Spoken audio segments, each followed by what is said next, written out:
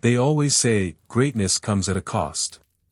But they rarely mention that the cost is usually sleep, privacy, friends, and, eventually, the taste of food. They just say, Alexander the Great.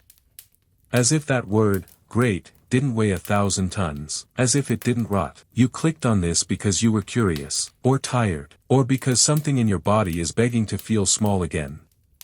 To let history wrap around you like a dull blanket. A story without fangs. A story where someone else made the choices. Where conquest is just background noise, not a knife at your neck. So here's your bedtime story. Alexander was 32 when he died. He had conquered more land than any human before him. He'd made gods out of generals, cities out of fires, and orphans out of architecture. His name rippled through deserts like a curse disguised as a hymn. But none of that mattered when he was 9. At 9, he was just a boy with a mother who whispered to him that his father was not a man, but a god. She told him he was born with fire in his blood. That he would never be loved like other children. Because he wasn't one. And that stuck. Imagine being told your whole life that you're not supposed to be normal, that the world owes you something, not because of what you do, but because of what you are. Every time you spill milk, it's a divine accident. Every time you disobey, it's fate correcting itself. Every victory, destiny. Every failure, a test. And slowly, without noticing, you forget how to live without a mirror. Because that's what he became, Alexander. A mirror, reflecting back the fear and awe of every person he met. Never quite a man, not anymore, always something in between. Too bright to look at directly, but not warm enough to hold. By the time he was 13, he had already met Aristotle. Not a classroom, not a blackboard. Just a boy, sitting cross-legged on dusty stone while the most brilliant man in Greece spoke slowly, too slowly. Alexander was bored. Because wisdom meant nothing if it didn't move. And the world was not moving fast enough. You see, we think of conquest like it's a decision. Like someone stares at a map and says, I want that. But what if it's a reaction? What if Alexander didn't chase power? What if he ran from silence? What if sleep was the enemy? His father, Philip of Macedon, carved out the kingdom from nothing but ambition and military dust. Philip drank too much, spoke too loud, scarred too deep. He was missing an eye by the time Alexander could walk. But gods don't blink, do they? So when the boy watched his father humiliate diplomats and stab daggers into tables to prove a point, he took notes. When Philip screamed that the world belonged to him, Alexander didn't flinch. He just looked at the wine in his then what's left for me?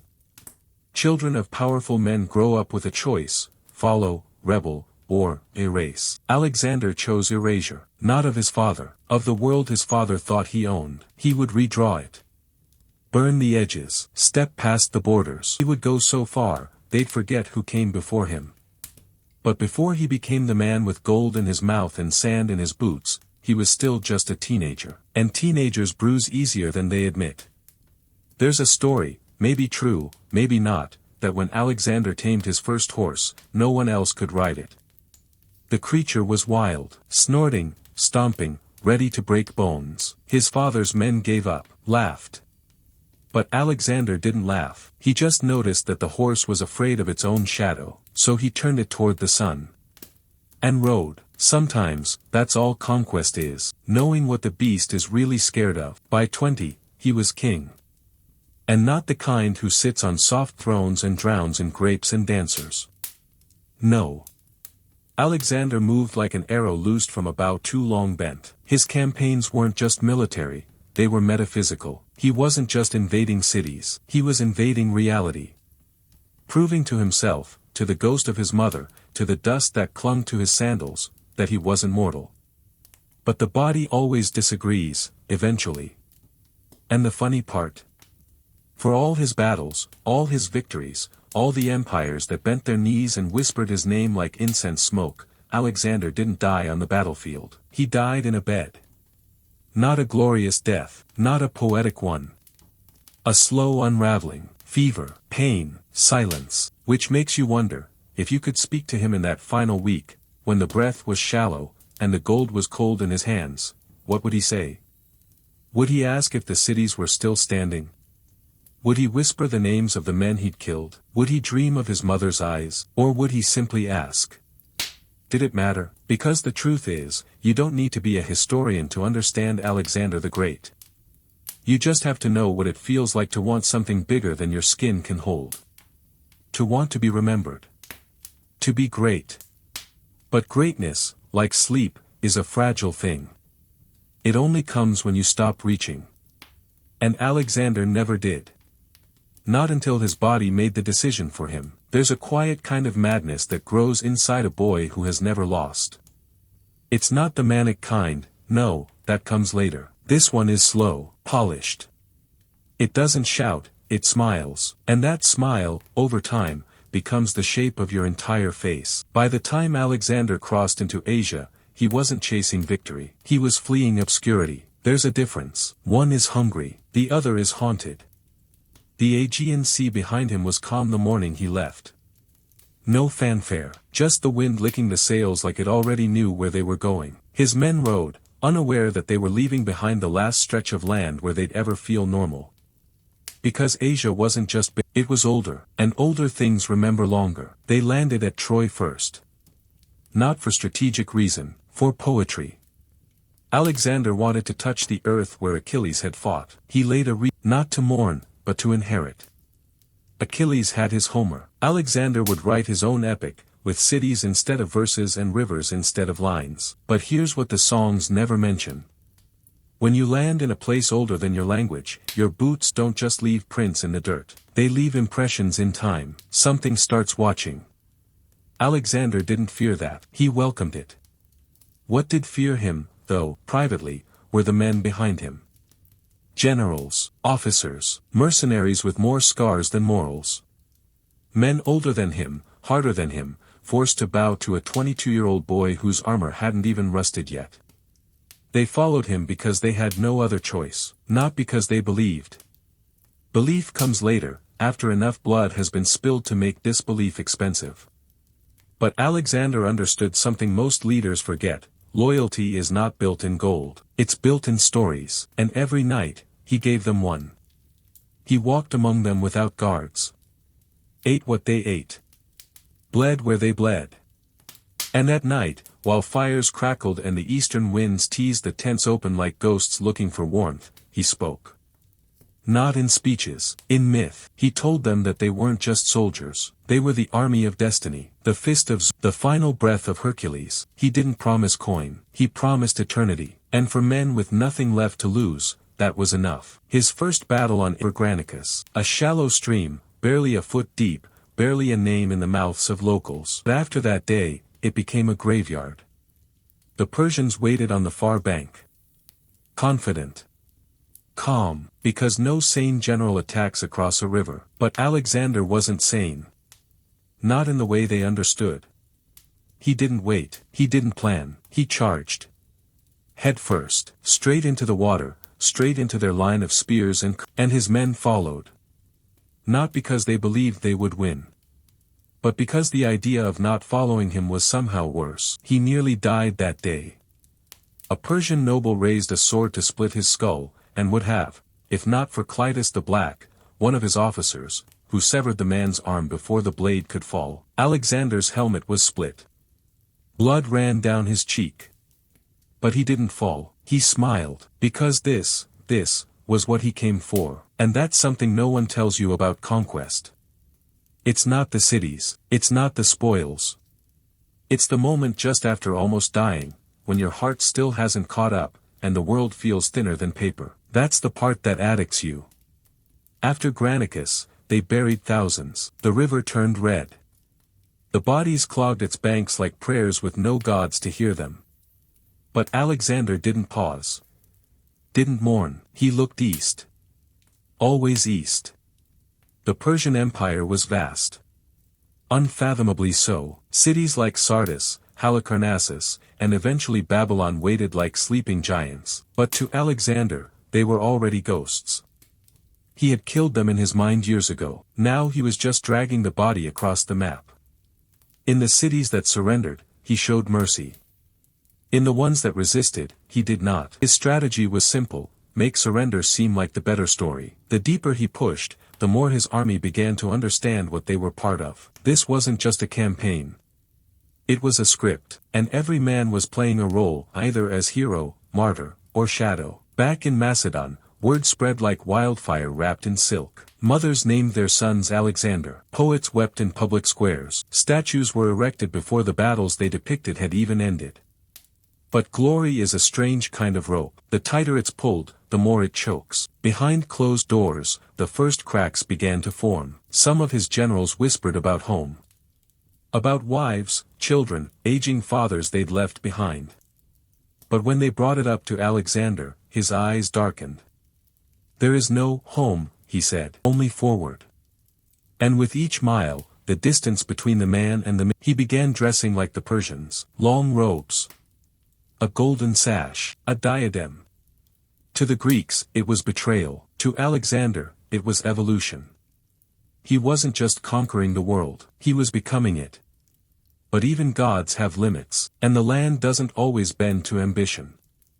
The next campaign would take him into the heart of the empire, where Darius III waited.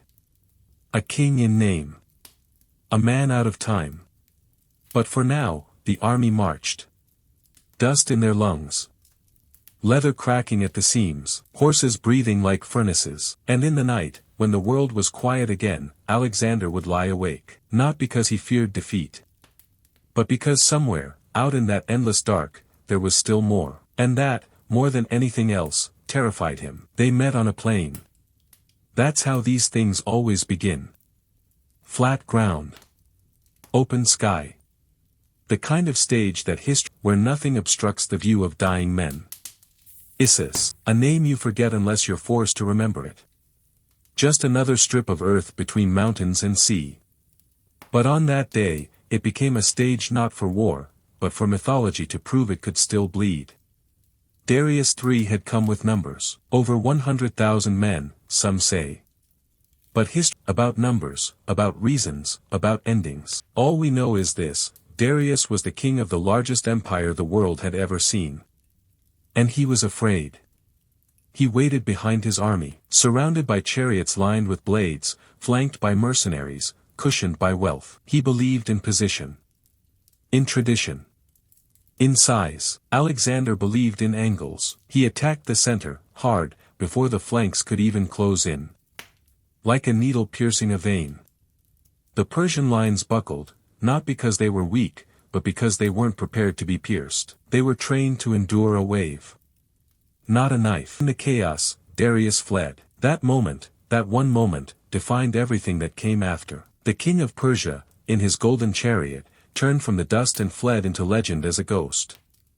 The battle was over before most soldiers knew they'd even fought. Alexander didn't celebrate. He pursued. But the shadows were faster than the man. In the abandoned camp, they found something stranger than spoils: Darius's mother, his wife, and his daughters. Royal women, draped in silks, waiting for death, or worse. When Alexander entered their tent, they knelt, trembling. He didn't touch them. He called them queens, told them Darius was still alive. And left. There's something more terrifying than cruelty. Restraint. When a man has absolute power and doesn't use it, you begin to wonder what he's saving it for. His army, half-starved and blistered, didn't understand. They wanted spoils. But Alexander wasn't collecting gold. He was collecting optics. Because in war, mercy can be a weapon. Let the world whisper that the young Macedonian king honored Persian royalty. Let them compare him not to a conqueror, but to a liberator. And beneath it all, maybe, just maybe, Alexander wanted someone to recognize that he could have done, that his hands were clean not by accident, but by choice. But the pressure was growing. After Issus, the world began to treat him like something other than human. And once people stop seeing your body, they stop expecting you to break. He received envoys from Greece, from Egypt, from distant lands whose names sounded like wind in the mouths of his scribes. He listened, nodded. But his eyes were always tilted slightly east, toward Babylon, toward the place where real empires slept beneath gold domes and smoke-thick skies. Before he could reach it, though, he had to conquer the sea. Tyre was a city on an island, fortified, proud, impossible. Its walls were high, its people defiant. They refused to surrender. So Alexander did what no one had done before. He built a road across the sea, a causeway, stone by stone, timber by timber. He ordered his men to drag the land into the city to the mainland by force. And it worked. It took 7 months. Men drowned, ships burned, arrows fell like rain. But when the path was complete, when the Macedonians marched across the sea like it was dry land, the people of Tyre understood, this man was not like the others. He didn't knock. He reshaped the world until the door disappeared. When Tyre finally fell, the city was made an example. Thousands crucified. The air thick with the scent of burning cloth, salt, and iron. A mercy denied, for once. And still, Alexander didn't linger. He turned again. South, this time. Egypt. But Egypt did not resist. It opened. Not out of fear, but memory. The priests had seen this before, in dreams, in stars, in prophecy, and a familiar walk. They said he was the son of Ammonius, a god reborn. They crowned him pharaoh. They gave him incense and silence. In return, he gave them Alexandria. Not just a city. A blueprint. He stood at the edge of the Nile and dictated its location. Drew it with dust and stick. A city that would outlast empires. A city that would speak his name longer than memory allowed. But the moment that changed him didn't happen in marble halls or dusty maps. It happened in the desert. He rode to Siwa. Alone. To the oracle. No one knows what the oracle told him. Only that he came back quiet. Changed. Some say he was told he was a god. Some say he was told how he would die. Some say both. What's certain is this: after Siwa, Alexander began to believe that death was a choice. And that's when he became truly dangerous. Because a man who thinks he can't die will do anything. And those around him, they start to believe it too. They start to think, maybe he really is something else. Maybe this isn't history we're writing. Maybe it's scripture. But gods are lonely. By now, his old friends, the ones who called him Alex, who shared stale bread and traded jokes under tents, had stopped looking him in the eye. They bowed deeper, spoke slower. Their laughter died in their they didn't know how to love him anymore, or how to leave. Even Clytus, the man who once saved his life, grew. And in the east, Darius waited. Not as a king, but as a shadow Alexander couldn't shake. Because for all his victories, all his fire, Alexander still hadn't caught the one man whose death would end the old world. Until he did. Soon. But not here. Here, on the edge of Egypt, under a sky too wide for dreams, Alexander stood still. And for a moment, he allowed the silence in. Not because he wanted peace, but because he needed to remember how it felt. To not be followed. There are two kinds of silence in a man's life. The first is the kind that calms you, that settles in your bones when the night folds itself neatly around your thoughts. The kind Alexander found, briefly, in the sands of Egypt, where the wind whispered things that had no translation, and the horizon stretched like a forgotten god's arm. The second kind is the silence that follows a question you can't answer. And it was that silence that rode with him now, because Darius was still alive. Not as a threat. No one believed that anymore. As a reminder, the unfinished line in the ghost in the third act. Alexander had defeated the man. Broken him, stripped him of army, crown, and pride. He hadn't ended him. And that mattered. Not to the war, to the myth, because history doesn't tolerate loose threads. It pulls at them until they fray. And Alexander's empire wasn't built on stone or blood, it was built on narrative. So he pushed east again. The army followed, though the light in their eyes had shifted. They no longer spoke of home. Only of rest. Their boots tore through Persia like teeth. Cities fell like dominoes already cracked. Susa, Persepolis, the great capitals. Alexander entered them like a dream made flesh. Golden columns, halls heavy with incense, floors smooth enough to reflect you. This was not the Greece of marble and modesty. This was decadence carved into reality. At Persepolis, he paused. For the first time, he seemed uncertain. It wasn't the resistance, they'd already surrendered.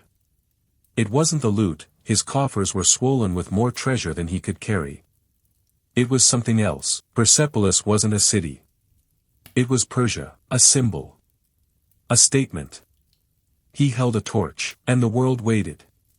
One story says a woman named Thais, drunk on wine and victory, dared him to burn it. To cleanse the old world with fire, that they lit the palace together, laughing, as flames licked the bones of an empire too slow to kneel. Another version says he stood alone, staring at the stone lions, remembering Darius, remembering his father, remembering what it felt like to want something without yet having it, and in that moment, the fire came from inside him. Either way, Persepolis burned, the sky turned red. Ash fell like snow. And the silence that followed wasn't peace, it was guilt, dressed as inevitability. They moved on. Always on. Until one day, in the dust-laced valley of Media, the news reached him. Darius was dead. Murdered by his own satraps, men who, sensing the shift in the wind, sought favor with the boy king from the west. They left the body in the dirt like garbage. Alexander found it. And something in him, something long kept beneath the gold and glory, fractured. He didn't celebrate, he wept. They say he took Darius's cloak and covered the corpse, ordered a royal burial, declared himself the rightful heir, not the destroyer, of the Persian line. But beneath the ritual, beneath the performance, was rage, not at Darius, at the thieves. He hunted them down. Slowly. Brutally, one by one, they were executed, not like soldiers, but like traitors. And in their deaths, Alexander sent a message louder than any battle drum. I decide how stories end, but there was something else buried in that message, something he couldn't say out loud, that even victory, when taken too easily, rots in the mouth. Because what is the point of the chase if the beast dies before the final scream? Darius was his mirror, and now, that mirror lay broken in the dust. The story he told himself, of revenge, of righteous destiny, ended not with a duel, but with a betrayal he hadn't authored. So he did what all men do when the plot loses meaning. He turned inward. East, again. Into lands with no names he could pronounce, into mountains so high they scraped even his pride. Into silence so wide, even memory felt cold. It was here that something changed in him. Not overnight. Not dramatically. But slow. Like metal left in rain. He began to dress more Persian than Greek. Adopted their customs, their gods, their court rituals. He married a noble woman, not for love, but for shape. To make his empire look whole, his Macedonian generals murmured. They didn't understand the masks he was choosing. To them, every new robe, every new ceremony, felt like a betrayal of the man they once followed into fire. But Alexander had already passed through something they hadn't, the moment where identity dies. Because when you conquer enough worlds, you start to forget which voice is you. He didn't see it as betrayal, he saw it as evolution. And in the corners of his mind, a new vision began to form, not of conquest. Of fusion. One empire, one people. One king, him. But harmony, in the hands of someone who's never heard no, curdles fast. Especially when his friends began to speak out. The man who had saved his life at Granicus, the man who knew him before the god mask, finally snapped. At a banquet, wine flowing, tongues loose, Clitus mocked the Persian rituals. Called Alexander a fraud.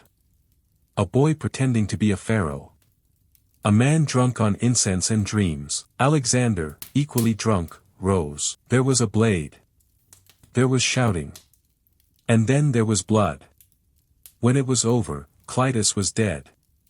And the silence that followed was the second kind, the kind that lingers, the kind that sticks. They say he tried to take it back, screamed for someone to revive him, held the corpse and wept like a child told the sun wouldn't rise again. But time doesn't mourn with you. It just keeps walking. And so did Alexander.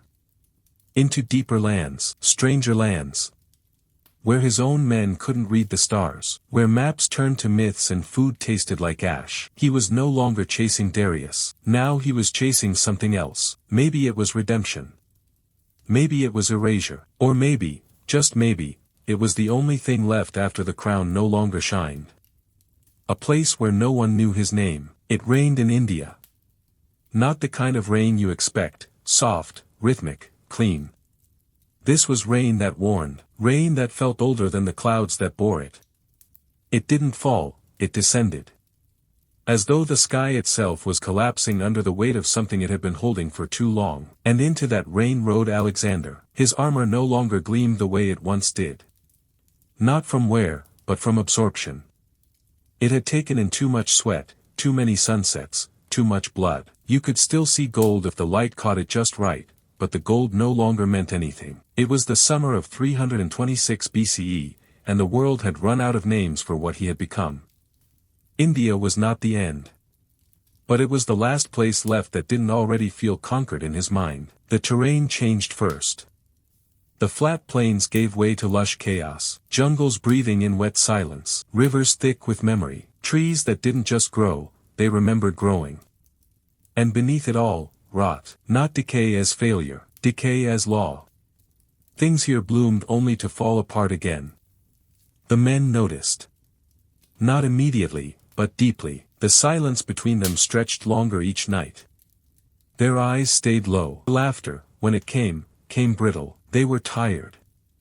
Not in their limbs, in their names. Some hadn't seen their homes in 8 years. Others had forgotten the color of their wives' eyes. A few had children they would never recognize. And all of them now followed a man who didn't need them anymore, only their shadows. Alexander didn't ignore their exhaustion. He outpaced it. The more they slowed, the more he advanced. Faster, deeper. He crossed the Indus like it was a vein and moved toward the kingdom of the Pauravas, where a ruler named Porus stood waiting, not with pride, but with presence. Porus didn't flee. Didn't cower. He gathered his army, infantry, cavalry, and something Alexander had never faced before, war elephants draped in armor. Eyes dark with the kind of patience only animals understand. Eyes that didn't blink when the wind carried the scent of war. They met at the Hydaspes. It wasn't a battle. It was a collision. The river between them was swollen. The current fast. Alexander, ever the tactician, waited until nightfall and crossed upstream under cover of thunder. He hit the flank. Porus responded immediately. The elephants charged. Not in chaos, but in rhythm. Like drummers in a funeral procession. And for the first time in years, Alexander faltered. Not because of numbers. Not because of fear, but because the ground moved beneath him. The elephants didn't just fight, they shifted reality. Men were flung like dolls, horses buckled at the smell, spears shattered against hide. And through it all, the rain fell, as if trying to drown the war before it ended. But Alexander didn't retreat. He adapted. He used archers to blind the elephants. He danced around their legs, struck at their handlers, broke the lines into fragments. And slowly, inch by inch, he turned the tide. When it was over, Porus was captured. Bloodied. Bruised. Proud.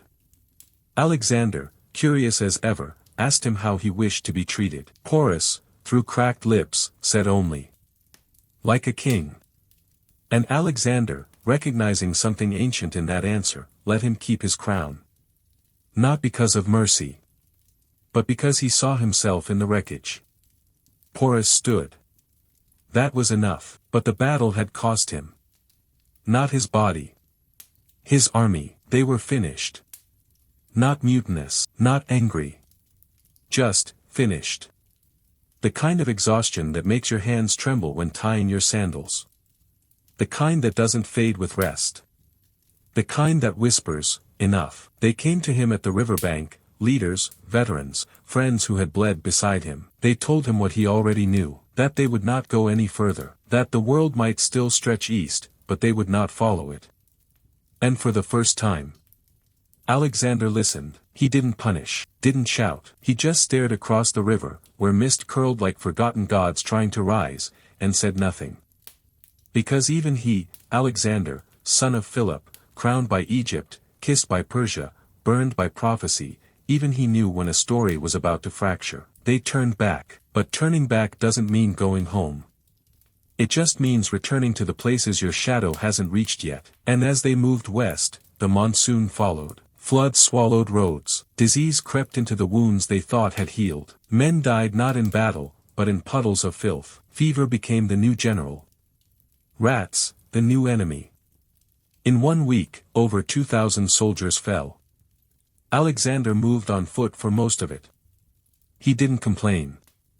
Didn't distance himself from the pain. He waded through the same muck, breathed the same rot, slept in the same soaked tents, but something in him had dimmed. The fire was still there, but it flickered now, not burned. He founded more cities. Named more Alexandria, left statues where temples once stood. But the grandeur no longer seemed for him. It felt like maintenance, as if the myth now moved on its own, and he was just catching up. He wrote letters to governors, spoke to philosophers, debated laws. He was building not just an empire now, but a system. A machine that might keep moving after his bones turned, and yet, he drank more, grew longer. The silences grew heavier. One night, he killed another friend, Callisthenes, a historian. A cousin. Not with his hands, but with his decree. Callisthenes had refused to perform the Persian act of bowing and kissing the floor before the king. Alexander took it as defiance. Callisthenes was arrested.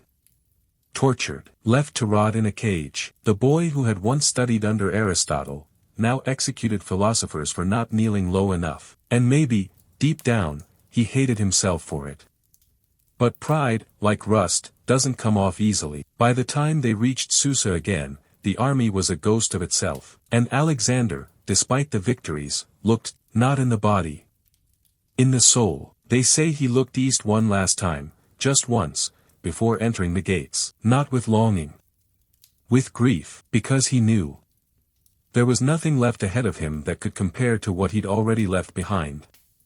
And no matter how far he marched, he was still being followed by the one thing he could never conquer, his own shadow. By the time Alexander returned to Susa, he no longer walked like a man chasing anything. He floated.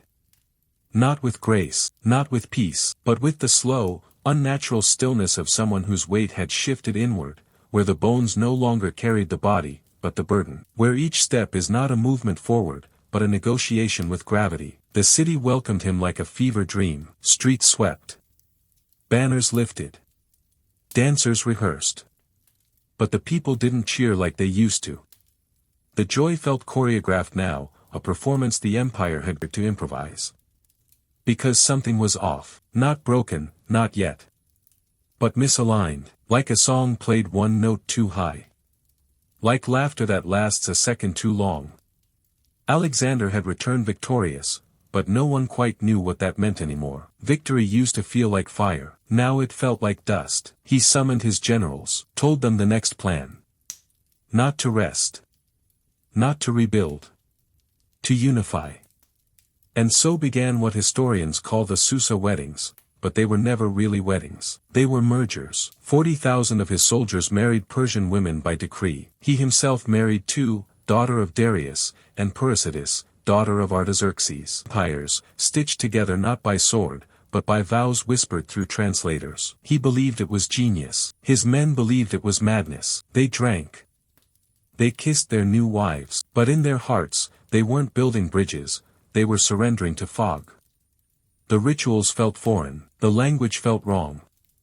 It was as if they were being asked to love a reflection in water, and Alexander kept smiling through it. Not because he didn't feel the fracture, but because he thought he could absorb it. That if he stood tall enough, long enough, the cracks would seal themselves. But empires don't breathe like men. They expand, they groan. They remember, and Persia hadn't forgotten. Even as the Macedonians bathed in gold, Persian nobles whispered in corridors, calculating how long it would take for the foreign king to die. Not in open war, Persia had learned that lesson, but in patience, in rituals. In waiting for the body to betray the will. And behind Alexander's eyes, something was beginning to betray him. He'd started having dreams, not the triumphant ones from his youth, whispered maps into his ears. These were different. Fog-heavy, flickering, drenched in voices he didn't recognize. In one, he stood at the edge of a mountain, watching his own army march past him, without seeing him. In another, he walked into a city with no people, only statues. Each statue bore his face, and each time he touched one, it crumbled. He stopped telling people. They wouldn't understand. How could they? They still believed he was building a legacy. But Alexander had begun to suspect, he was just leaving a trail. He started drinking more, not in celebration. in defiance, as if trying to poison the god out of himself, as if somewhere deep in his liver, the divinity could be burned out, flushed, reduced to ash in the bloodstream. It didn't work. The people still bowed, still trembled, still called him King of Kings, so he gave them more reasons to believe. He held parades that stretched for miles, had artists paint scenes of battles no one remembered, declared cities sacred before they were even mapped. He gave orders that echoed. But the silence that followed grew heavier, and then died, his oldest friend, the one man who didn't need to bow. The one who had known him before the fire, before the crown, before the distance between the man and the myth. A fever took him. Quick, cruel. Alexander didn't eat for days, didn't speak. They found him curled beside the body, whispering a name no one could hear. Not Hephaestion's, his own. Like he'd forgotten it.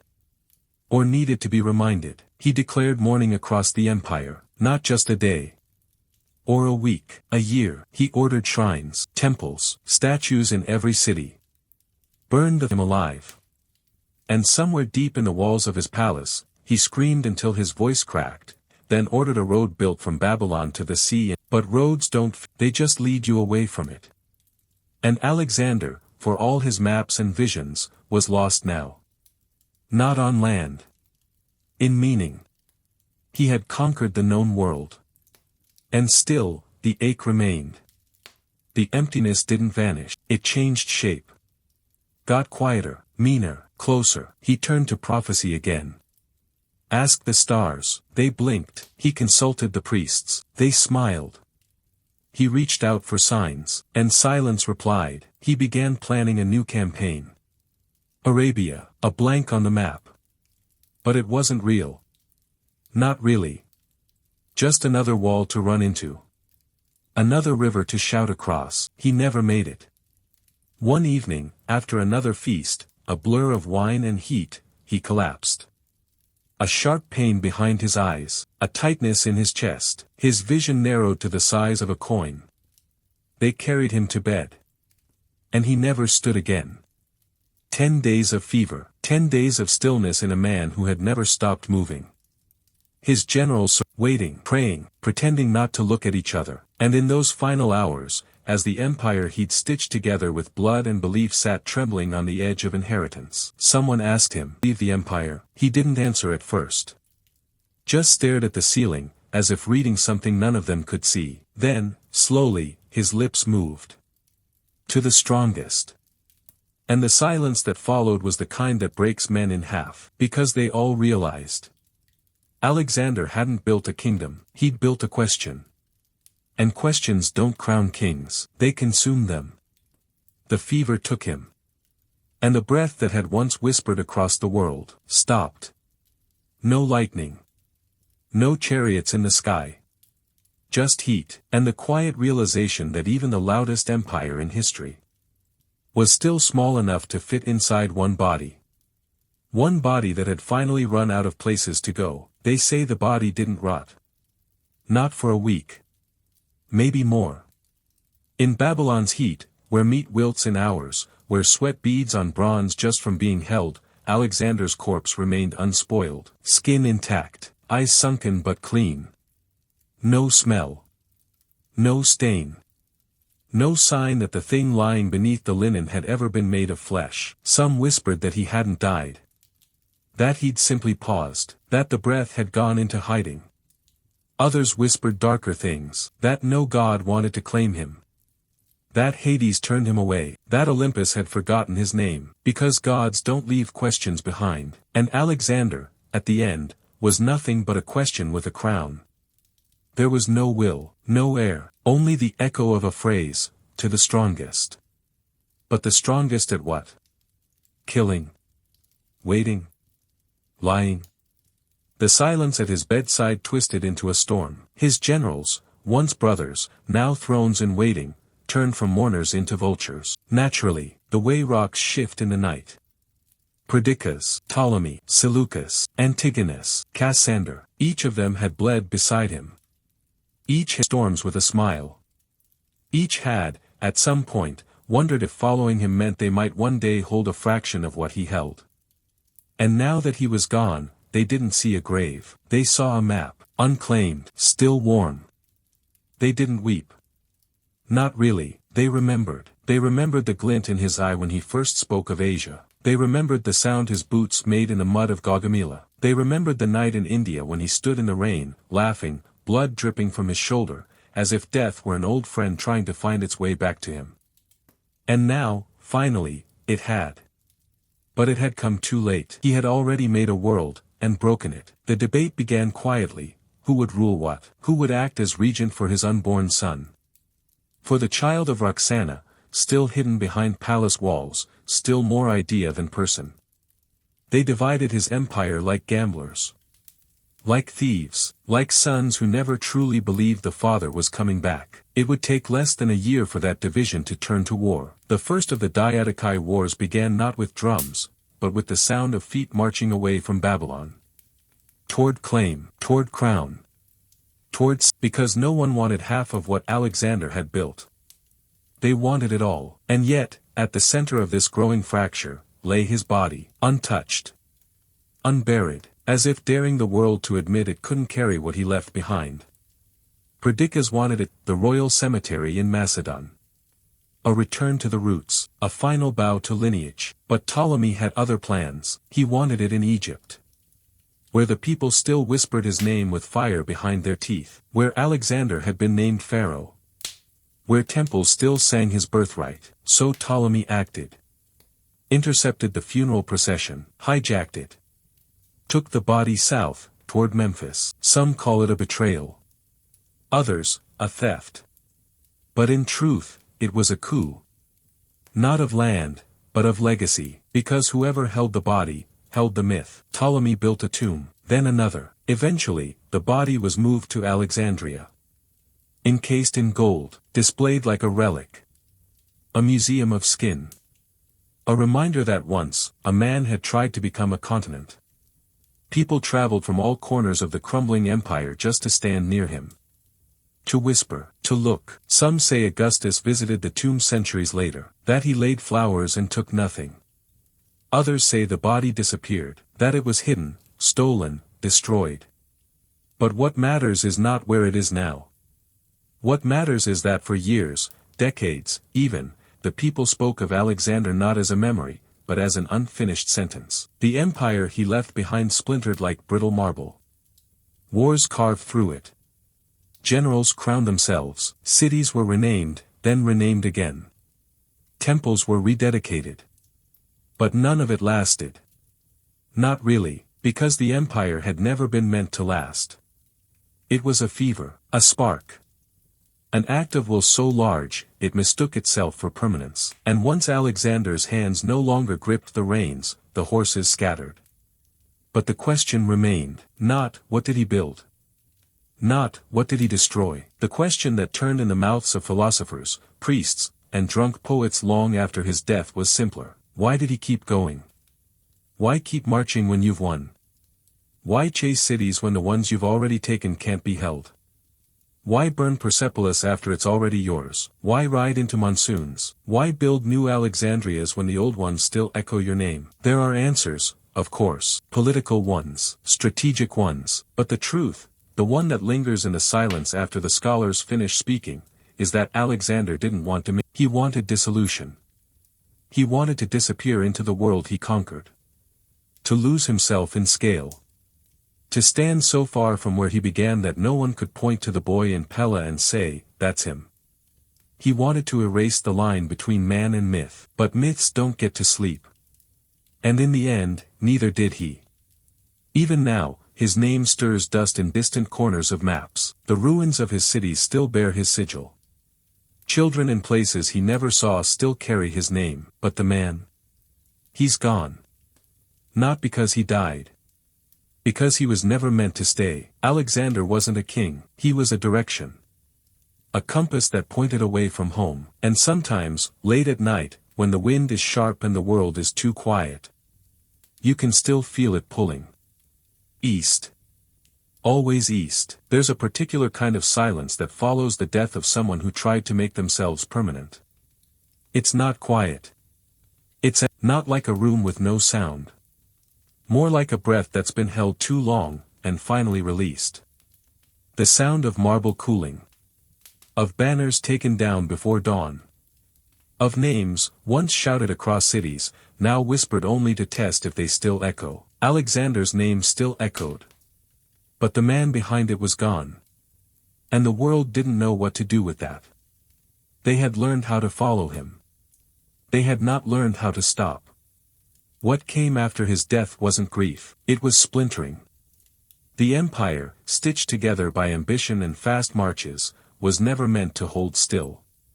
It had been held together by force, yes, but more than that, by velocity. By the fact that no one had time to ask whether it should exist. They had only time to chase it. But the moment Alexander stopped, everything else, and the seams burst. Macedonia, Egypt, Persia, Bactria, Thrace, Syria, India, each piece of his empire, once glowing like a coal from his fire, began to cool into its own shape. And the men who had once stood beside him, mouths full of dust, eyes wide with belief, now stood opposite each other. The wars of the Diadochi, successor wars, they would later be called. But successor implies continuity. What they became were fragments, each man claiming not only land, but meaning. Each believing he was the one who understood Alexander best. That his vision was the true vision. That he held not just the sword, but the flame behind it. Perdiccas died first.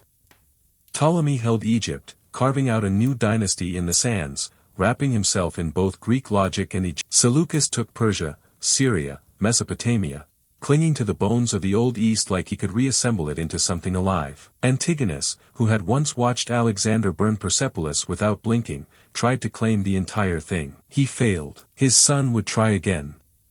And Cassander returned to Macedon. He didn't just claim it. He made sure no one else could. Including Alexander's blood. He had Roxana and her young son, Alexander IV, murdered. Not in battle. In secrecy. A quiet execution. No crowds, no declarations, just silence. The kind that says, this story ends now. And just like that, the bloodline was gone. The man who had declared himself the son of a god, left no heirs to carry the myth forward. Only statues. Only cities. Only scars, but even scars fade if you don't touch them. And the world, after years of bleeding under his name, started to look away. Alexander became not a memory, but a mirror. People saw in him what they wanted: glory, tragedy, conquest, delusion. He became malleable. Historians debated him, philosophers dissected him. Priests rewrote him. Each century reshaped the myth like wet clay. Some called him, others, a tyrant. Some said he had wept when there were no more worlds to conquer. Others said he had never stopped fleeing the one inside himself. But no one ever called him, rested. And that, maybe, was the truth hiding in all the theories. That he didn't march across continents because he loved the world. He marched because he couldn't stand still. Because every time he stopped, the past caught up. Because every time a city fell behind him, the silence grew louder. And because, somewhere inside, he feared what might happen the moment he looked backward. That he would see the boy again. The one who watched his father scream through halls. The one whose mother whispered divinity into his ear like poison disguised as prophecy. The one who couldn't sleep without imagining maps. We speak of his victories, of the battles, of the miles, but there's something we forget. Most nights, Alexander didn't sleep. He walked. Even in camp. Even after marches, even after war, he would rise from through the darkness like it owed him something. Not speaking. Not seeing. Just moving. As if sleep was surrender, as if rest meant the myth might stop and without the myth, what was left? Just a boy in a borrowed crown. The man who became a god had no room for rest, and neither did the empire he left behind. His cities lingered, some still do. Alexandria became a beacon for knowledge, for science, for wonder, but even there, his name faded into the background noise of libraries and astronomy. His face, once chiseled into coins and columns, softened over time. His voice was lost. No recordings, no true likenesses, just stories, just echoes, and over time, the echo changed. Alexander became a symbol. A placeholder, an idea, the conqueror, the bringer of Greek culture, the fusion of East and West. Fairy tale. Each generation crafted its own version, sanding down the edges that didn't fit. And still, if you close your eyes in the middle of the night, in a city with too much light and not enough air, you can sometimes feel it. That pull. Not toward greatness, not toward power, but toward motion. Toward ascent. Toward some final horizon, burning in a direction that doesn't exist on any map. A direction called more. And that's the inheritance he left us, not the empire, not the ruins, not the wars. But the ache, that restless heat inside the chest, that voice that says, this isn't enough, keep going. Even when there's nothing left ahead. Even when the world has run out of names. Even when all that waits at the edge is silence. And maybe that's the tragedy, that Alexander was never leading. He was running. And the world was just trying to keep up. The last real empire is the one inside your skull. You can rule cities, command fleets, build monuments to the horizon. But none of it means anything if your own mind still refuses to kneel. That was Alexander's final enemy, not Darius, not Porus, not rebellion, or betrayal, or time.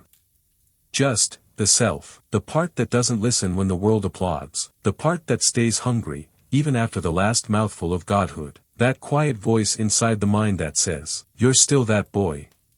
It begins before sleep.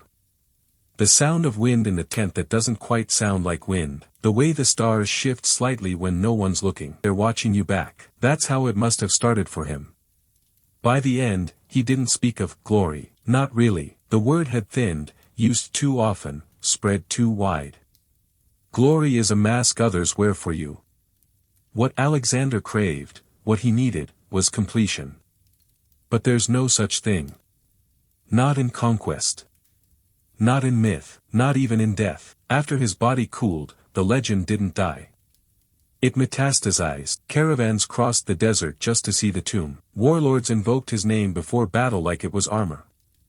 Even centuries later, empires sent envoys to stand near his bones, hoping some fragment of that ancient momentum would attach itself to them. But there's a cost to that kind of legacy. You stop being real. You become available, a tool, a metaphor, a prism through which other people explain their ambitions. And slowly, the real figure vanishes. That's what happened to Alexander. He was studied, worshipped, feared, but never understood. Because no one wanted to see what he actually was. A man in motion, terrified of what might happen if he stopped. The eastern edge of his empire had no border, it simply dissolved into jungle. Into fog. Into stories half heard through translators, in languages no one in Macedon could pronounce. Alexander wanted to cross it, to find the sea beyond India. Maybe even circle back to Arabia. But the army said no. And for the first time, the world said no. His body had begun to betray him. Night sweats, fevers, wounds that didn't heal quite right. The kind of tired that feels like it's leaking from your bones. He still looked the part. The hair, the armor, the eyes, but those closest to him noticed it. A slight tremble when he held his cup. A slowness when mounting his horse, and the worst part, he noticed it too. He'd never feared death, but he despised erosion, the idea that he could fade, like a scroll left in the sun, so he leaned harder into control. He punished hesitation. Demanded loyalty that looked like worship. He made gods out of himself so no one would see the man collapsing behind the gold. But the harder he clutched the myth, the faster the pieces slipped through his fingers. And in that final year, between India and Babylon, something inside him shifted from dreamer to ghost. The plans grew more ambitious, more erratic. He would unify East and West completely. He would conquer Arabia. He would sail to the edge of the known world. He would become the world. But the men around him, what was left of them, no longer saw a king. They saw a horizon they couldn't reach. They began writing their own futures in secret. Whispers in tents, promises under candlelight. eyes watching the wine he drank a little too quickly. And when he finally collapsed, sweating, shivering, eyes unfocused, some believed it was poison. Others said fever, but those who had truly known him, they suspected something worse. That the body had simply followed the mind. That the machine had run out of world. He died in Babylon. Not on a battlefield. Not in a blaze of glory. But surrounded by the empire he'd built, in a palace too large, with air too thick, and corridors that led nowhere. And in the silence that followed, the empire did what empires always do when the architect vanishes. It forgot how to be whole. The generals split. The cities fractured. The borders blurred. But the idea of Alexander, that didn't die. It mutated. He became myth, then symbol, then story. In some versions, he was cursed. In others, he never died at all, just walked into the fog beyond the Indus and kept going. There are legends that say he found the edge of the world, stared into the abyss, and saw himself staring back. A boy with his mother's voice in his head and his father's shadow on his spine.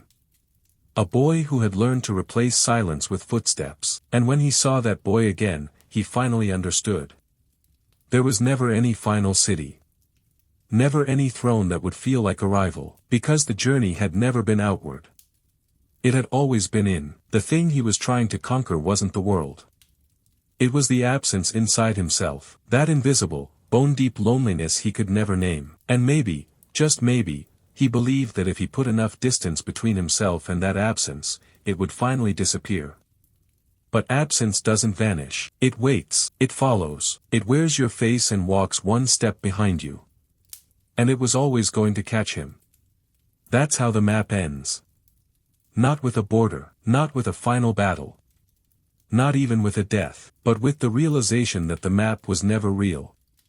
It was just the shape of one man's longing, drawn over a world that was never his to own. It's a strange thing, how history bends around silence. When the noise of battle ends, when the last statue cracks, when even the most loyal scribe forgets how the name was supposed to sound, what remains is not the man. It's the gap where he used to stand. Alexander's empire didn't collapse in a day, it didn't even collapse in a war. It collapsed in whispers, in missed messages, in generals writing different dates on the same calendar, in soldiers who no longer knew which language to pray in. It collapsed like a lung. Quietly, inward, because the truth was, no one ever truly ruled what Alexander conquered. Not even him.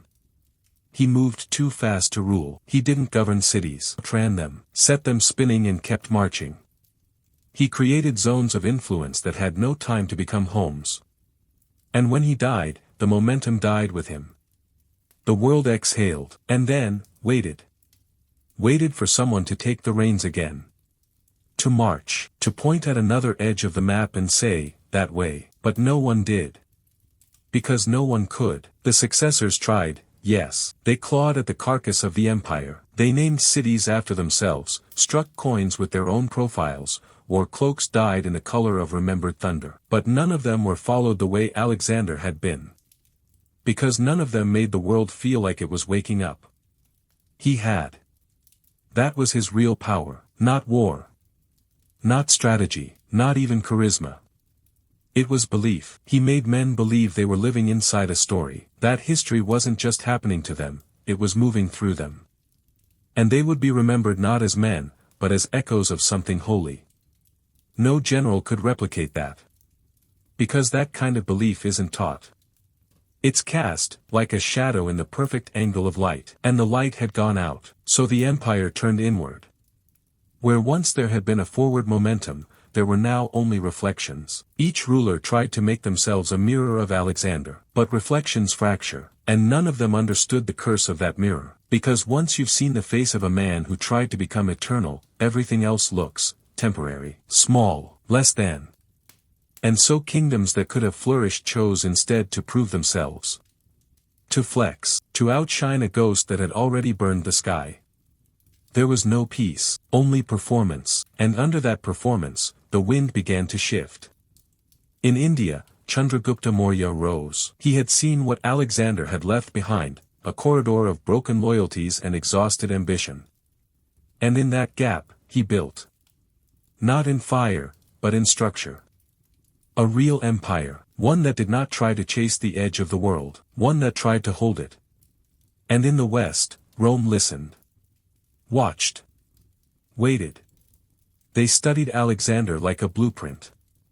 Not to imitate him, but to understand the limits of fire. They learned that expansion without structure is just prolonged collapse. That mythology can inspire, but it cannot sustain. That conquest without memory becomes repetition. And repetition is where empires go to die. But they still admired him. Caesar wept at a statue of Alexander. Napoleon took his campaigns as scripture. Even in the 20th century, generals invoked his name as if it still held tactical weight. But all of them misunderstood the core. They saw the shape of the march. They missed the wound, because that's the part that doesn't survive on stone or parchment. The part too soft for statues. The part that lived in Alexander's sleepless nights, in his refusal to turn back, in his rage when questioned, in his trembling after, in the way he watched the horizon, not like it was a goal, but like it was a threat. That wound was never healed. It was weaponized. And we've been imitating the weapon ever since, without asking what it was built to protect. That's the real legacy, not the empire, not the gold, not the cities drowned in the dust of renaming. It's the emotional architecture left behind. The idea that to be great, you must never stop. That forward is always holy, that rest is weakness, that softness must be burned out of you before the world can call you eternal. But eternity is cold. Ask anyone who's had to carry the weight of someone else's ambition.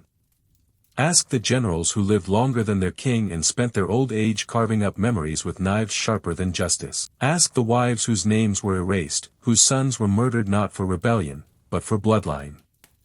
Ask the priests who buried the stories that didn't fit the shape of the myth. Ask the historians who hesitated, when the facts didn't match the narrative. They'll all tell you.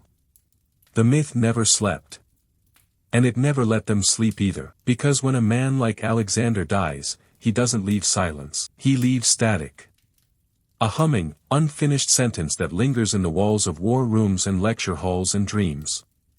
And even now, when we look at his map, when we trace his path from Pella to Babylon, from the boy holding a dagger at his father's banquet to the man whispering, to the strongest, as fever ate his breath, we're not just looking at history. We're looking at ourselves, at our obsession with forward.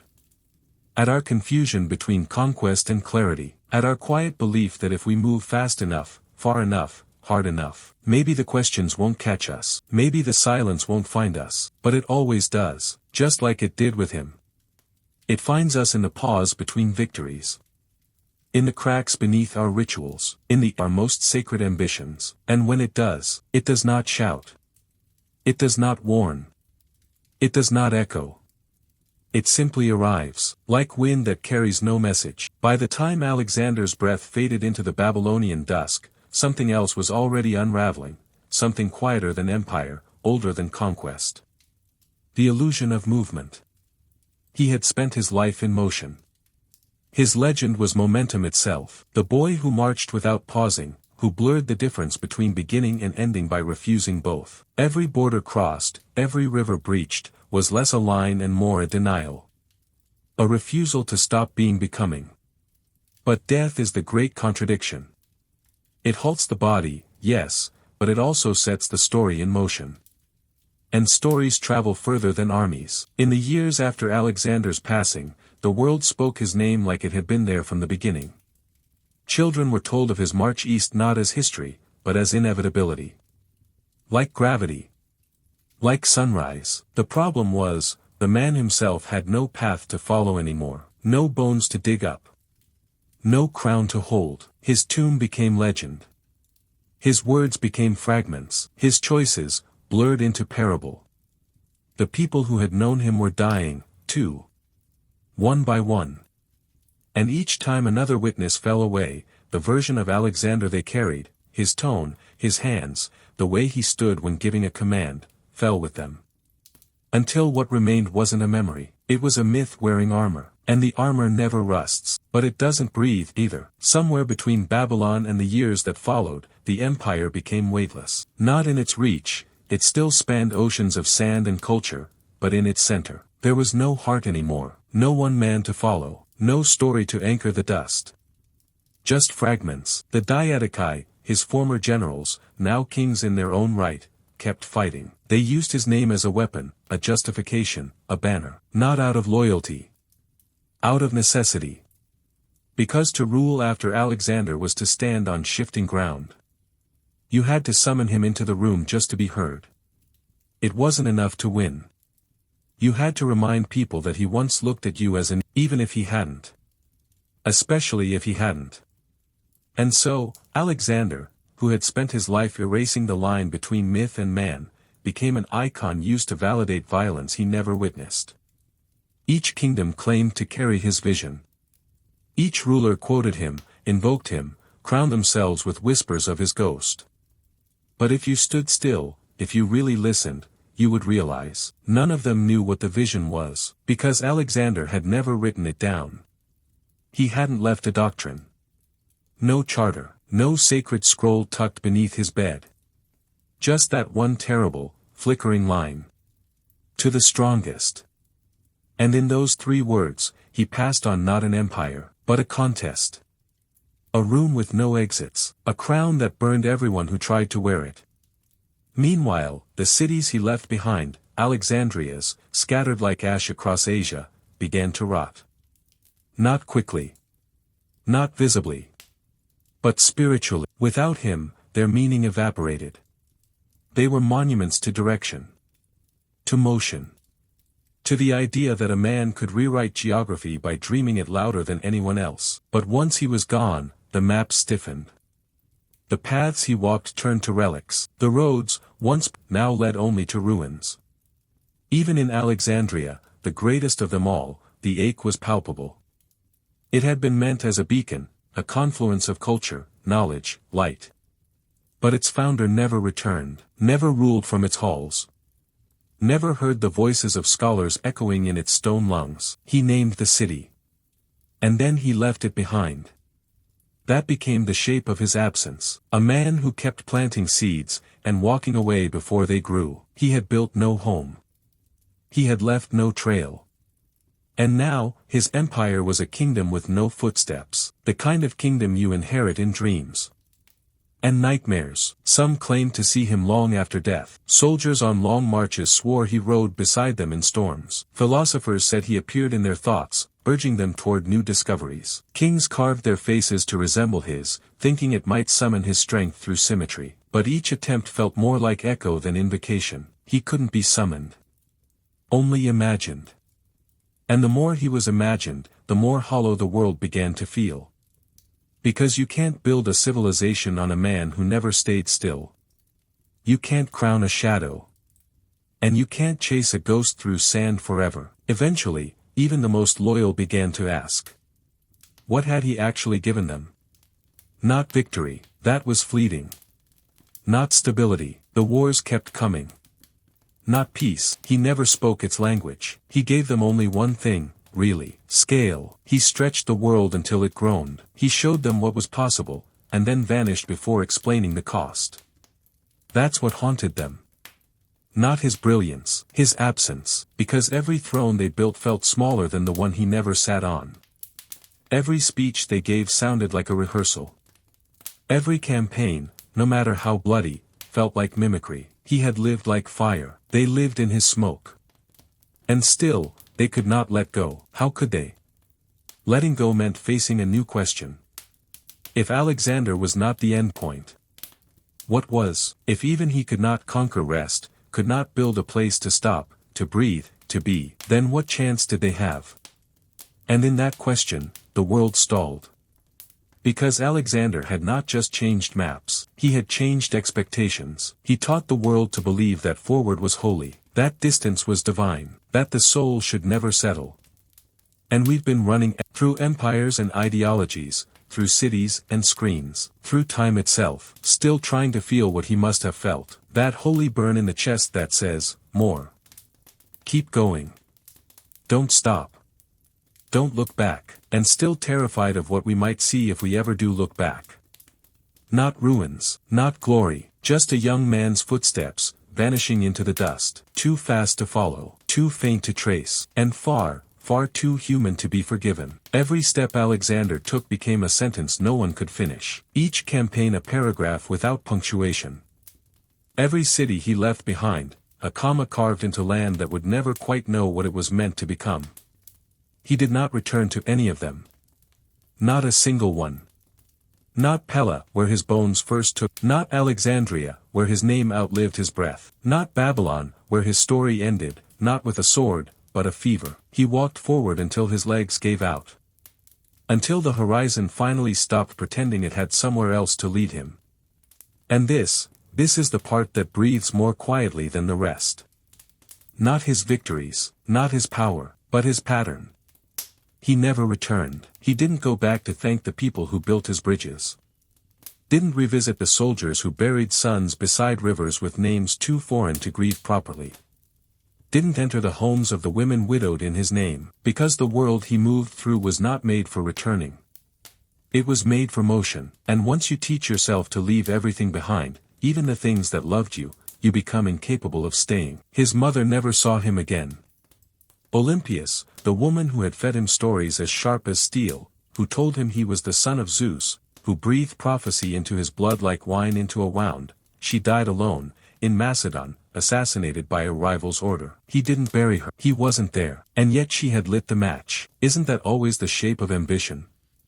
Passed down like fire, inherited like debt. She told him he was divine, that he was not meant for ordinary love, or ordinary stillness, or ordinary endings. And he believed her, because children believe what their mothers whisper in the dark, especially when it sounds like destiny.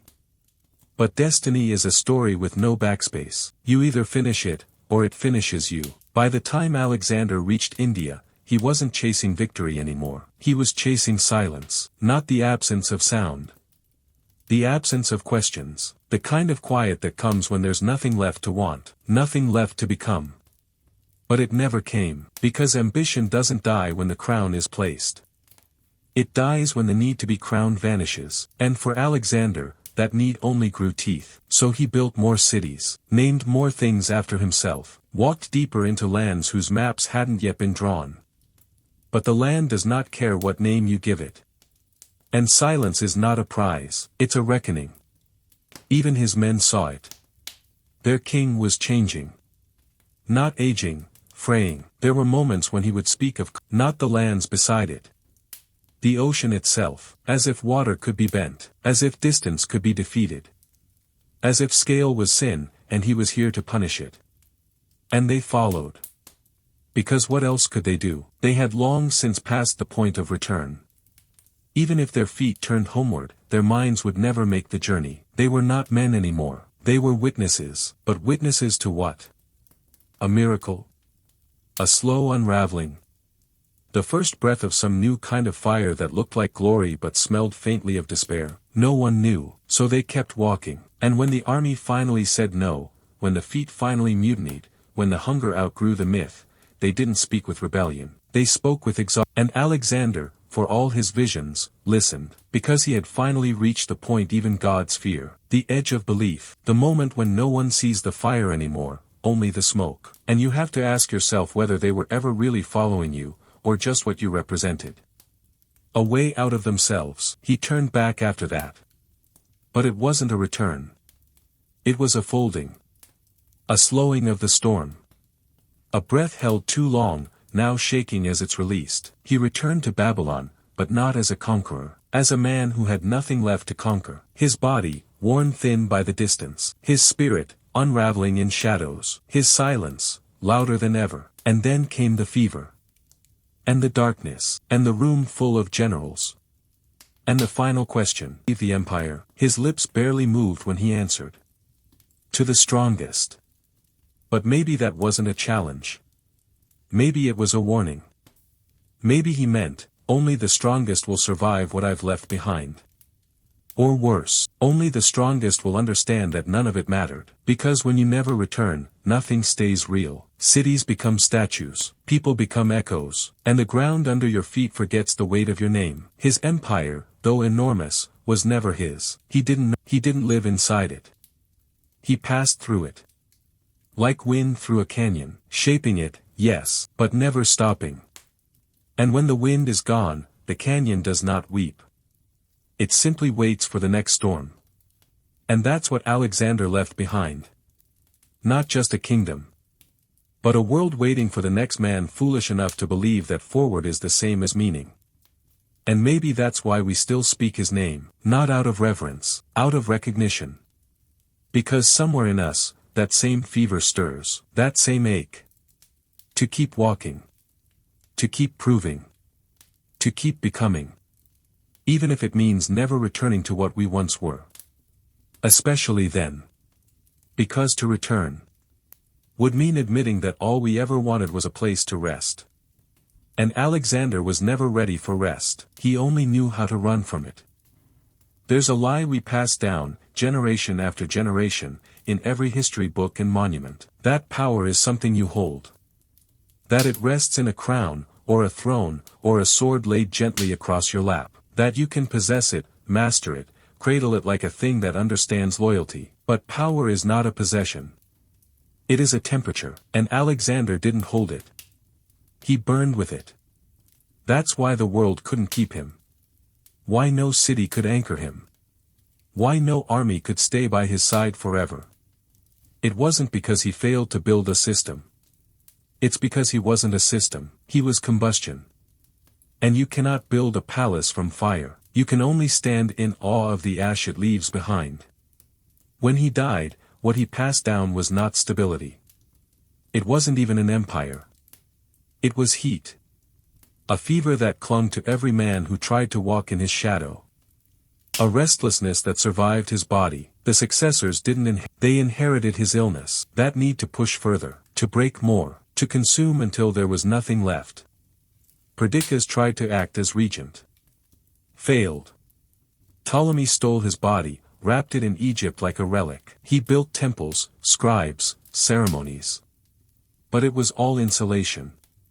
He wasn't preserving a man, he was freezing a myth before it could decay. Seleucus tried to replicate the sprawl, to build east what Alexander had blurred. He managed for a while. But scale without spirit is just delay before collapse. And Cassander, the coldest of them all, murdered the last of Alexander's blood. Roxana and her son. Not in battle. Not in heat. But in silence, like sweeping dust from the corner of a room no one visits anymore, each of them tried to mold that heat into form. Each of them failed. Because none of them understood what they were trying to wield. Alexander wasn't a man who conquered for glory, he didn't pause to savor. Didn't feast in the cities he'd won. He kept moving because he had no idea what else to do. The battle was never with Persia, or India, or Babylon. It was with stillness. He feared it more than death, more than defeat. Because stillness meant reflection. And reflection meant looking at the shape of his life and asking the question no general, no god, no myth ever wants to ask. Why? But that question, left unanswered, became everyone else's to carry. It passed down like prophecy. Like rust. Caesar asked it, standing before his statue, aching with jealousy for a boy who had done more by 30 than he could by 50. Napoleon saw it in mirrored hallways, chasing the ghost of a man who left no script, only shape. Churchill, Stalin. Every leader who invoked Alexander's name in moments of escalation, of expansion, of ego, they didn't speak of him because he made them wiser. They spoke of him because he made them feel like fire was possible again. That history could still be bent by will. That destiny was something you could force into existence, if only you walked fast enough, hard enough, without looking down. And each time, the fire flickered, and burned them too. This is what no one teaches. That Alexander's legacy was not greatness, it was instability. The empire he built could not survive his breath. The cities he named after himself, the policies, the marriages, the rituals, all of it was scaffolding propped up by one man's refusal to rest. The moment he stopped, it all began to rot. Because nothing was built to last. Everything was built to move, and movement cannot be ruled. Only ridden, only endured. So what do you do, when the fire is gone? When the body cools? When the shadow no longer stretches across continents, and the name no longer bends knees, you do what the world did after him. You split. You fracture. You pretend the center still exists. You fight wars for fractions of memory. You name your sons after him. You carve statues that don't look like him. You invent new gods to replace the old one who refused to stay. And slowly, inevitably, the heat becomes history, and history becomes ornament. Decorative. Dead. Until all that's left is a word. Alexander, a sound without a body, a myth without a voice, a fire without warmth, and still, it flickers, somewhere in every empire. In every map drawn a little too wide. In every man who chooses ambition over intimacy, in every leader who confuses applause with love. In every child who is told they were born for something larger than joy, the fire waits. It doesn't need a name anymore. It just needs movement. A direction. A spark. That's why we still talk about him. Why you're still listening. Because somewhere, beneath all the blood and dust and broken gods, there is still the pull of that same old fever. What if I just kept going? What if I reached the edge? What if I found something no one else did? What if I became more than my body? More than my past? What if I became the fire? That's the inheritance, not land. Not legacy. Not even story. Just that, just the voice, curled deep in your spine, whispering not a command. But a question. Where are you going?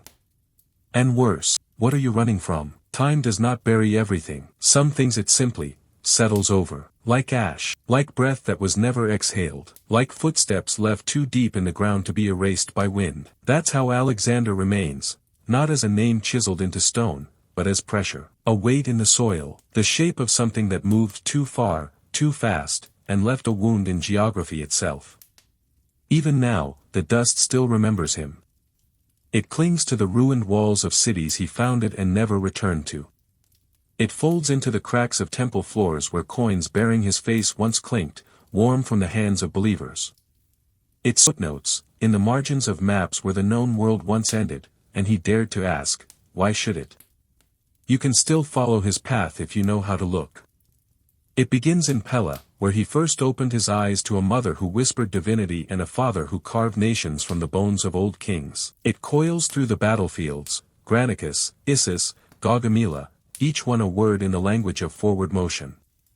It slices into Tyre, into Gaza, into Persepolis, where fire became instruction. It winds into Egypt, where the priests named him son of Ammonius, and he didn't deny it. Then east. Always east. Until even the stars above India felt unfamiliar. Until the gods no longer spoke his name, because even they were tired. And finally, Babylon. The breathless room. The fever, the silence, that's the path. But that's not the truth. Because the truth is, no matter how many cities you name after yourself, no matter how many nations you bend beneath your flag, no matter how many versions of the same war you survive, you cannot conquer time. And Alexander knew this, not in theory. In his bones. That's why he moved like he did. He never stayed still. Why he refused to build a home. Why he didn't leave behind a stable throne, or a written legacy, or even a clear air. Because if he stopped for even a moment, the myth would start to calcify. The fire would become statue. The god would become a man again. And what frightened him most wasn't death. It was becoming ordinary. He knew the difference between greatness and permanence. He chose greatness, but the cost of that choice was clarity. To chase something larger than your own body, you must first shed your shape. That's what he did, piece by piece, until the version of him that marched into India was no longer the boy from Macedon. Not even a man. Just momentum wearing a crown. And when you become momentum, you forget how to stop without shattering. So he shattered, first in whispers, then in wine. Then in blood, then in fever, and still, we talk about him. We wear his name in documentaries, in biographies with gold lettering. In classrooms, where young minds repeat dates like scripture, unaware they are reciting the prayer of a boy who never learned how to rest. But what if the dust knows better? What if the land remembers what we don't? Because the land was there, it felt the heat of his army, the hunger in their march, the way his horses sank into the earth like prophecy. The land remembers the silence that followed. The slow return of wind, the way grass dared, eventually, to grow over what he had scorched. And in that regrowth, there's a lesson. That all conquest fades, that even gods can be forgotten, that the only thing that truly lasts is the story the land tells when no one is listening. And the land never spoke of greatness, it only whispered, he passed through here, that's it. No judgment. No worship. Just an observation, carved in sediment and echo. He passed through. So did his enemies, so did his lovers, so did his dreams, and so, one day, will we, because Alexander's real legacy isn't empire, it's impermanence, the beauty and tragedy of motion. The quiet truth that everything we build, no matter how golden, no matter how bloody, will one day return to dust. And the dust will remember it only as weight. Not as glory, and maybe that's enough, maybe that's the mercy in all of this, that we don't have to carry his ambition. That we're allowed to stop walking, that we can name our homes after our children, not ourselves, that we can love the world without needing to own it. Because Alexander didn't die for land, he died from distance, from the ache of endless becoming. From a hunger that could never be full. And now, somewhere beneath layers of silence and sand, he rests, not as a king. Not as a myth, just another name swallowed by the land he tried to rewrite. Another breath returned to the same earth that birthed it. And if you listen closely, if the wind is slow and the world is quiet, you might hear the dust say, he passed through here, but he did not stay. And neither will we. There's a difference between a journey and a pursuit. Journeys end, don't. Alexander never went on a journey, he pursued, constantly, breathlessly, with the kind of hunger that doesn't care if it ever finds what it's looking for, only that it keeps looking. And the thing he chased? It wasn't glory, it wasn't conquest. It wasn't even godhood, it was relief, from what, exactly, not even he could say.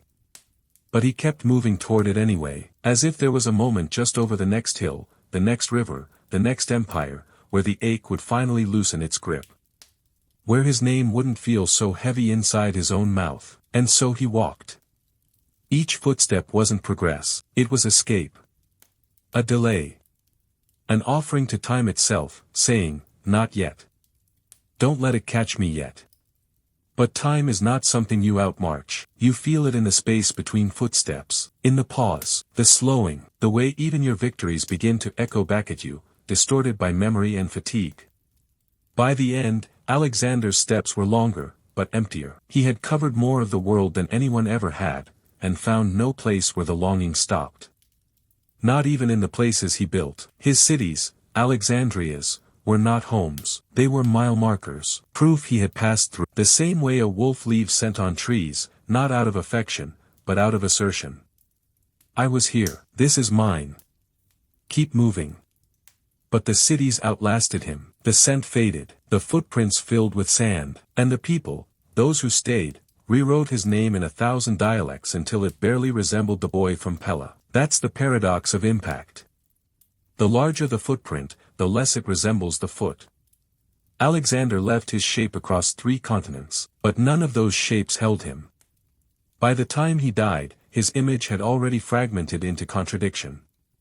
To some, he was a liberator, to others, a tyrant. A god. A child. A strategist. A madman. And the truth, he was all of them. At different times, in different places, and sometimes, all at once. That's what the pursuit does. It stretches the self until it can no longer recognize its original form. Until even the man himself no longer knows which version of him is real. Was he the son kneeling beside Philip's broken body? The young warrior racing across the Hellespont, heart pounding louder than any drum? The pharaoh crowned by Egyptian priests who looked through him like he was prophecy, not flesh? The drunk king slurring threats over spilled wine while his oldest friends bowed, not from respect, but from fear? Or the fevered wreck on a Babylonian bed, whispering to the ceiling because it was the only thing that hadn't betrayed him? History needs. But the man, lived all of them. And none of them brought him closer to peace, because peace, for him, was the real enemy. It meant stopping, It meant facing the space he had run from his entire life. That space had no name. It had no map. It lived in the quiet. In the still moments before sleep. In the eyes of people who weren't afraid of him. And it terrified him. He once told someone he admired Achilles, not because he won, but because he died before he had to grow old, before he had to answer the question. Now what? Because what do you do with power once you have it? What does a man who has already bent the world do with a Tuesday? He had no answer, so he made sure he never had to face one. He turned every day into a campaign, into a conquest. And still, the silence followed. It always does. It waits at the edge of every noise. Every title. Every cheer. It waits in the distance between footsteps. And when the footsteps stop, it speaks. Alexander heard it in his final hours, in the fever, in the stillness, in the way his generals leaned in, hoping he would give them some final instruction, some clarity, some map. But the man who had once moved the stars with his ambition gave them only 4 words: to the strongest. And in that moment, perhaps, he wasn't naming a successor. He was naming the silence, the only thing that had followed him all the way from Pella to Babylon. The only thing he had never outpaced. The strongest. And now, 2,000 years later, we are still walking in his shadow, not because we remember who he was, but because we feel the echo of his unrest. We build nations, write laws, plant flags, not in his honor, but in his habit. We keep moving. Because he did. We keep reaching. Because he did. There's stillness. Because he couldn't survive it.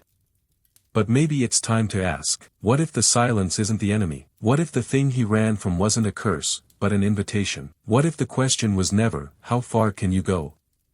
But, can you stay? Can you stop walking? Can you sit, barefoot in the dirt, with nothing but yourself? No banners. No campaigns.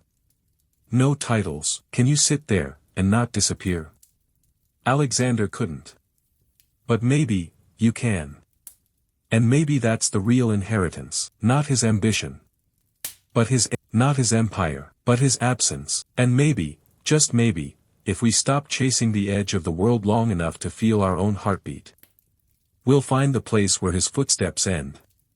And ours can finally begin. No one tells you that gods get tired too, that beneath all the gold and conquest and names, there's still a body, soft, finite, humming with doubt. And if you listen close enough, under the myth and the thunder and the fire, you can hear it. The tremble. The ache. The question that doesn't ask for an answer, only for someone else to hold it for a while. Alexander never found that someone. Because when you place yourself above the world, you lose the right to lean on it. When you're a god, you don't get to fall, you get to shatter. And so he did. But the shattering didn't happen all at once. It began in the places no one looked. In his eyes when no one was watching. In his hands, trembling after the wine soured. In the way he said Hephaestion's name, long after there was no one to hear it. History talks about the campaigns, the brilliance, the scale. But it forgets the moments between. The cold nights, the long silences at the edge of camp. The bruises that never healed quite right, the blood that didn't wash off, no matter how many rivers he crossed. There is no map for grief, and yet, Alexander tried to conquer it anyway. He built walls out of motion. Castles out of distance, drowned the sound of loss in the sound of marching. But grief is not a place you can outrun. It travels light. It keeps pace, and eventually, it whispers through even the thickest armor. When Hephaestion died, something in Alexander cracked so quietly, no one heard it at first. Not even him. He went on breathing. On commanding. On being. But not on feeling. They called Hephaestion his general, his companion. His second. But what he was home. Not a place, a person. The one human whose gaze didn't bend under the weight of the crown. The one who didn't ask Alexander to be anything other than what he already was, flawed, brilliant, scared. And when that gaze vanished, Alexander was left surrounded by mirrors that only showed him the parts he couldn't hold anymore. He stopped recognizing his own reflection. Because now it didn't show him a conqueror. It showed him a boy who had run too far and forgotten how to turn around. The night after Hephaestion died, he ordered shrines built from ivory and gold, declared him a divine hero, held a funeral that cost more than cities. But grief doesn't care how much you spend. It demands stillness, and Alexander couldn't give it that. He didn't know how to be still, so instead, he moved faster, talked of new conquests, Arabia, beyond. Some say he was poisoned for this, by generals who couldn't bear another war, another continent, another shadow cast across their names. But maybe the truth is simpler. Maybe his body simply collapsed under the weight of what his heart could no longer carry, because grief is heavy. And Godhood makes it heavier. When you're divine, you're not allowed to break. You're not allowed to scream, or fall to your knees and ask why the only person who knew your real name is gone. So Alexander didn't. He died like a myth, but he grieved like a man. And that everything that followed. Into the silence that wrapped his deathbed. Into the generals who watched and waited and pretended not to be afraid.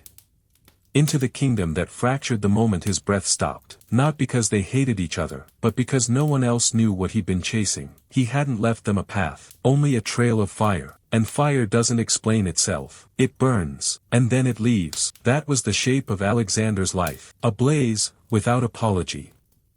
But there was a moment, perhaps only a breath long, where he almost let himself kneel. Not to a god. Not to a king. But to grief. And in that moment, maybe, he remembered he was human.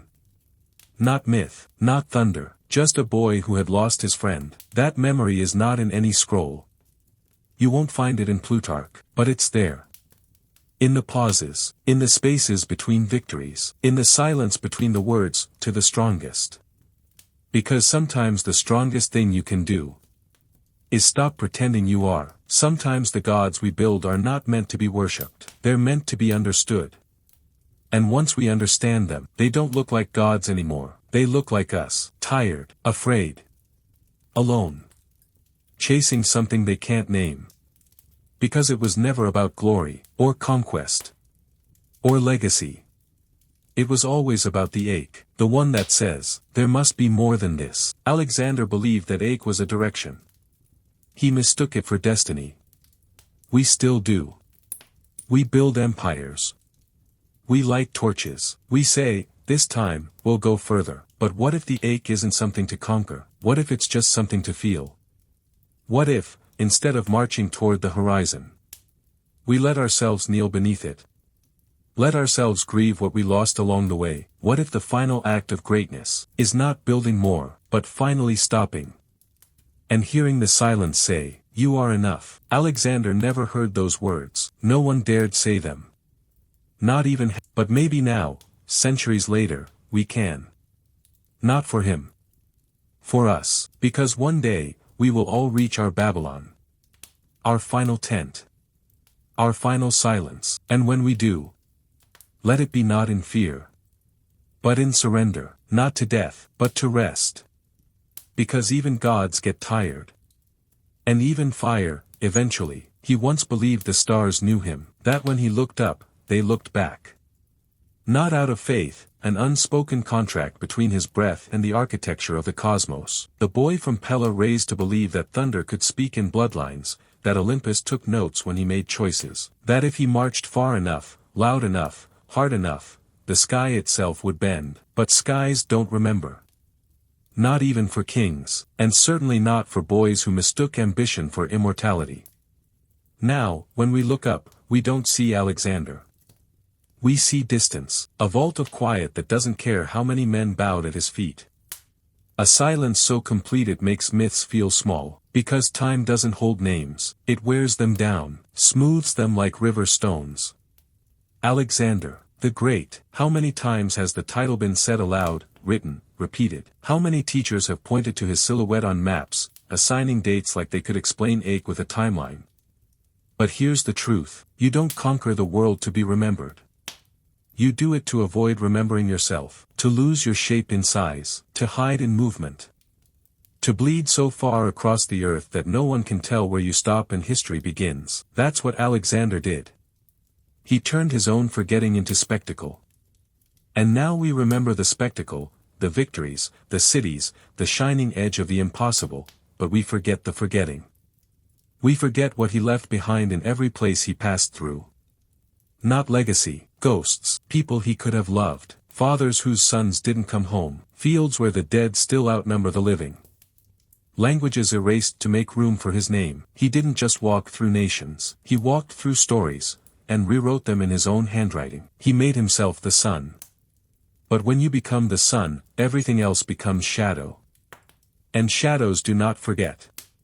Even now, there are tribes whose stories of Alexander are not of greatness, but of fire, not of salvation, but of thunder that never apologized. In some versions, he is not a king but a curse. In others, a spirit that still wanders the mountains, looking for a home he never found. That's what happens when you outlive your body in memory. You become mythoplasm.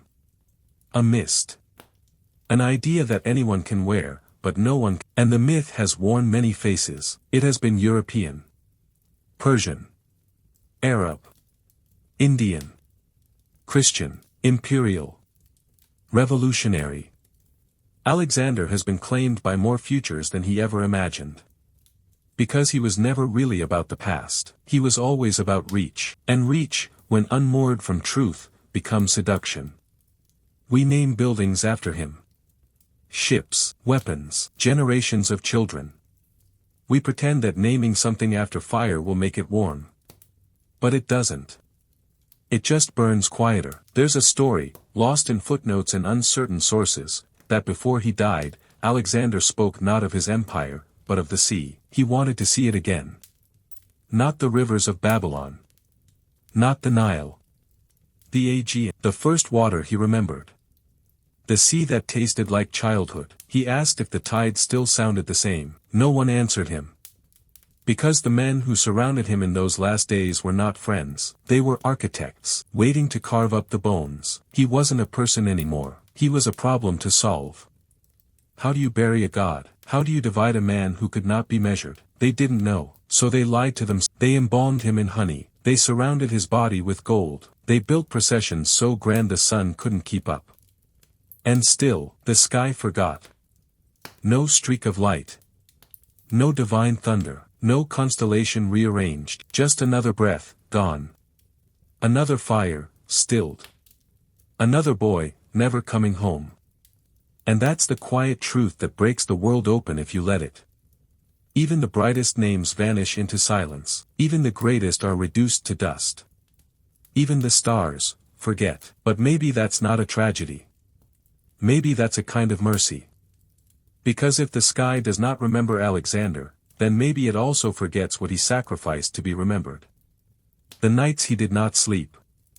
The friends he lost. The parts of himself he killed to keep becoming. Maybe forgetting is forgiveness. Maybe forgetting means the earth gets to grow again, without kneeling first. Maybe forgetting means we no longer need to chase the echo of his footsteps, trying to prove we are worth the same weight in gold. Because we never were. We were meant for smaller things, softer things, things that don't appear on maps. Not every life is meant to change the world. Some are just meant to be lived, fully, slowly. With hands held, and names whispered, and roots planted deep.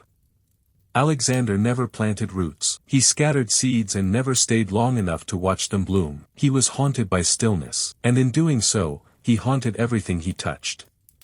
But we don't have to. We can rest. We can stop running. We can look at the stars, not for recognition, but for peace. We can be forgotten, and in being forgotten, we can be free. Some legacies are built in stone. Others are built in silence. Alexander's was built in skin. Not just his own, but in the backs, hands, and mouths of thousands who carried his name without asking, who marched behind him, not always out of loyalty, but because they didn't know how to stop. That's how empires work. They don't just grow in land, they grow in people. You carry the empire even after the war ends. In how you walk, how you fear, how you dream too large and rest too. It takes root in your posture, in your children. In the way you measure your own worth against impossible stories. And Alexander's story, by design, was impossible. He made sure of it. He broke the scale so no one else could use it. When he looked in the mirror, he didn't want to see a man. He wanted to see a measurement. To be the standard by which all others would fail. And they did. But so did he. Because when you become the ruler of everything, you stop ruling yourself. Your body becomes political. Your emotions, strategic. Your loneliness, reframed as strength. Even grief is scheduled. He wept for Hephaestion, yes, but only when it made the right sound. Only when the generals were watching, and the fires were lit high enough to be seen from distant hills. It's easy to call that performance, but maybe it was survival. Because when the world calls you divine, it doesn't mean you're safe. It means you're trapped. Worshipped, yes, but not touched. Not understood. Not held. And so, the man who moved through cities like lightning had no one left who knew how to touch him without fear. They saluted, they obeyed, but they didn't see him. Not anymore. By the end, even Alexander couldn't find himself. That's what happens when you make your greatness louder than your humanity. You get lost in the sound. And even when he whispered, to the strongest, maybe it wasn't about succession. Maybe it was a question. Who among you is strong enough to survive what I didn't? Because the empire, as it was left, wasn't a prize. It was a mirror, cracked, distorted. A place where every general who looked into it saw themselves as Alexander, just waiting for history to agree. And in trying to become him, they lost themselves too. Wars broke out before the embalming cloth dried. Territories carved into ambition. Brotherhood shattered by strategy. No grief, just hunger. Because they weren't mourning Alexander, they were becoming him. And no one warned them that the path he walked wasn't a throne, it was a void. And the further you went down it, the less of you came back. It's easy to admire from a distance. The gold, the speed. The world cracking open under one man's will. But if you sit quietly long enough with that story, it doesn't glitter. It shivers. Because Alexander's empire wasn't held together by brilliance alone. It was held together by the inability to stop. And that's what's still, not the conquests, the pace. We live like we're being followed. Measured against some invisible map he drew. Every achievement must be larger, every moment, more monumental. We scroll. We compare, we self-optimize. We trade rest for relevance, we build empires beneath our own skin. And we call it ambition. But it's not, it's fear, the same fear that sat in Alexander's chest every night after the wine ran out and the tent went quiet. The fear of being ordinary, he would rather burn out than slow down.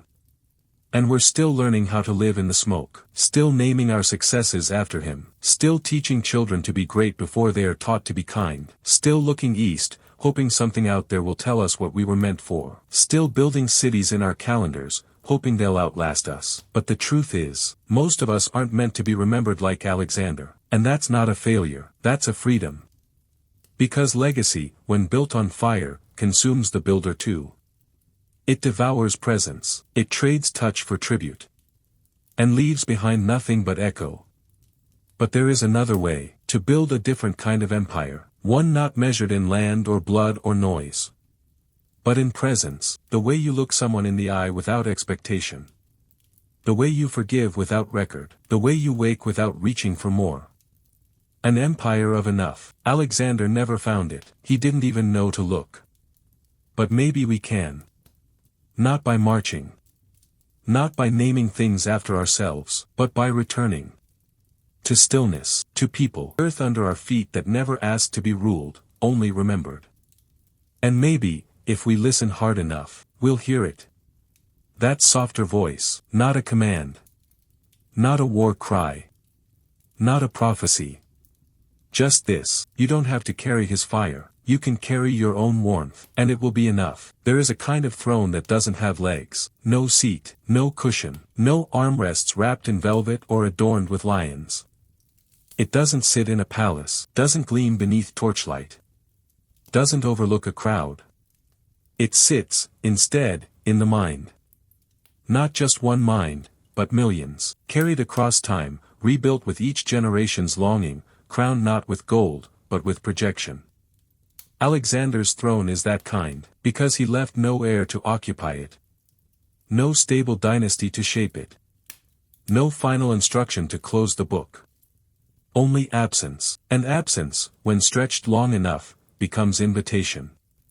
So the world filled it, piece by piece. The Persians made him a wise king, an eastern shadow of Cyrus. The Greeks sculpted him into marble, idealized, divine, chin tilted upward like he was hearing the sky. The Romans knelt beside his legacy, copying his strategies like scripture as if it were their own. The Christians turned him into a half-penitent sinner. The Muslims wove him into the Tulkarnain of the Quran, a righteous leader with traveling to the ends of the earth to wall off chaos. Each took what they needed. Each trimmed the myth to fit their shape. Because that's the thing about thrones without bodies, they mold to whoever dares to sit. But even as the world reimagined him, even as storytellers and emperors painted him anew, something in the core of the myth never changed. He kept moving.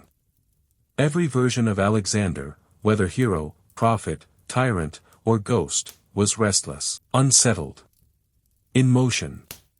The boy king with no home, or with no horizon wide enough, the god with no altar tall enough to hold him. And perhaps that's what made his throne so powerful, not its grandeur, not its emptiness, but its incompletion. It was never finished. Never defined. Never closed. It left space, and that space, however ancient, still breathes. It breathes in classrooms, where students write essays about him without knowing how he felt. It breathes in military academies, where strategy is taught like a chessboard rather than a wound. It breathes in the quiet ambition of modern minds, entrepreneurs, athletes, artists, who whisper his name like a challenge. Because deep down, something in us still wants to be him. To go farther than is sane. To burn faster than is healthy. To chase until the world gives up first. Why? Because we've been told that greatness means more effort. More land. More attention, more reach. Alexander had that, and so we call him great. But what we rarely ask is, did he ever feel great? We know he bled, we know he wept. We know he killed his best friend in a drunken fury and couldn't take it back. We know he spent the last days of his life planning new conquests while his organs failed and his limbs trembled. We know he died before his son could speak his name, but do we know if he felt peace, even once? Not glory, peace, the kind that doesn't ask for applause, the kind that lives in a quiet room, the kind that looks less like a throne and more like a shared meal, or a hand held in the dark. We don't know. Because the myth never allowed him to rest. And that's the danger of thrones built for. They become mirrors, and we, generation after generation, project into that mirror whatever parts of ourselves we're too afraid to speak aloud. Our hunger, our grief, our pride, our exhaustion. We look at his silhouette and see both inspiration and indictment. Why haven't I done more? Why can't I go further? Why am I still here, when he touched the edge of the world by 30? But those are the wrong questions. The real question, the one buried beneath the myth, beneath the title, beneath the applause, is this: what did it cost him? And would you be willing to pay the same? Would you burn your friendships for it? Your sleep? Your softness? Would you trade being known, truly known, just to be remembered? Would you run so far from home that the word itself becomes abstract? Would you let the fire consume everything, and still call it victory? Alexander did. Not out of arrogance, out of ache, a hunger taught to him as a boy. Told that he was different. Told that he was destined. Told that the world was not just his playground, but his proving ground. He was not raised to belong, he was raised to exceed. And in doing so, he became the architect of a throne that no one, not even himself, could truly sit in. That is the inheritance, not the cities, not the tactics, not the stories, the throne without a body, still standing, still empty, still waiting. But maybe, not for you. Maybe this is the first time in history when you're allowed to look at it and say, no. Not because you are small, but because you are enough, not because you lack ambition. But because you see where it ends, and you choose something else. A life not built on pursuit, but on presence. A fire not meant to consume, but to warm. A kingdom not of noise, but of quiet return. Let others chase the edge, let the throne remain empty. And let it not in how far you travel, but in how deeply you are rooted. This is where the story ends. Not with a conquest. Not with a coronation. Not with a final charge across some forgotten plain, dust in the lungs and banners in the air. It ends here, because every story that ever mattered ends this way, not in triumph, but in understanding. And this one has taken us through 20 chapters of motion. 20,000 words of footsteps, each mile driven by the myth of Alexander, of the boy who tried to outshout death, who mistook expansion for salvation. But what if the final step was never supposed to be forward? What if it was supposed to be inward? What if this entire empire, this theater of swords and cities and shadows, was not a ladder to godhood, but a mirror? What if the point was never to be remembered? What if the point was to see yourself clearly, just once, before the end? The truth is, Alexander never did. Not really. He saw his reflection in water, in the eyes of his enemies, in the terror of conquered kings, but never in stillness. Because stillness requires surrender, and surrender was a language he was never taught to speak. So he ran, through the deserts of Persia, the jungles of India, the temples of Egypt, the bones of Babylon, looking for a place where the hunger would stop humming in his chest. He never found it. But maybe that's why we still talk about him. Because part of us understands the hunger. We feel it in the margins of our own lives, in the scrolling, the striving, the silence between accomplishments. We feel it when applause fades faster than we thought. We feel it when our goals collapse and there is no war left to win, no mountain left to name after ourselves. And we wonder what comes next. But Alexander didn't have a next. He only had more. Until his body broke. Until his generals knelt by his bedside not to pray, but to calculate. Until his voice was no longer a command, but a memory. To the strongest. Not a prophecy. Not even a wish. Just a sentence shaped like surrender. Because maybe, after all the battles, after all the crowns, after all the gold, he knew that the strongest are not those who keep marching. They are those who know when to stop. Those who know how to return. To people, to presence, to peace. He never returned. Not to Pella. Not to his mother, not to Hephaestion's memory. His steps only knew one direction, away. But you.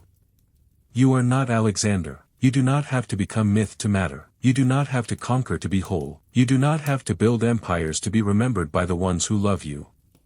You are allowed to rest. To be still. To feel ordinary and call it sacred. To let ambition breathe, without letting it consume. You are allowed to be here, not on some distant horizon. Not at the edge of the world. But here, in your skin. In your season. In your life. And that might be the real final step. Not east. Not further. But homeward. Even if you've never had one before. Even if it must be built from pieces you swore you'd left behind. Even if you must forgive yourself for the war you waged in the name of greatness. It is not too late. Not to pause, not to plant. Not to listen to the silence and find, for the first time, that it does not threaten, but welcomes. Let the throne remain empty. Let the sword remain buried. Let the fire rest. Because the map he drew with his footsteps, it never led to, it only circled the same ghost. And now, at the edge of that map, there is only this. Not a monument. Not a myth. Just a door, and you get to choose whether to walk through it. Not as a conqueror, as a person. A soul no longer afraid to be small, to be soft. To be enough. Because in the end, Alexander did not die in battle. He died in a room, surrounded by men who did not know how to love him, only how to follow him. He died not with a roar, but with a whisper. And history has been trying to turn that whisper into thunder ever since. But maybe it's time to let it be quiet. Maybe it's time to close the book. Not because the story has ended, but because you have emerged from it. Wiser, softer, rooted. And no longer afraid of the silence. Because you have learned what Alexander never did. That the final step is not forward. It is inward. And in that step, you are finally free.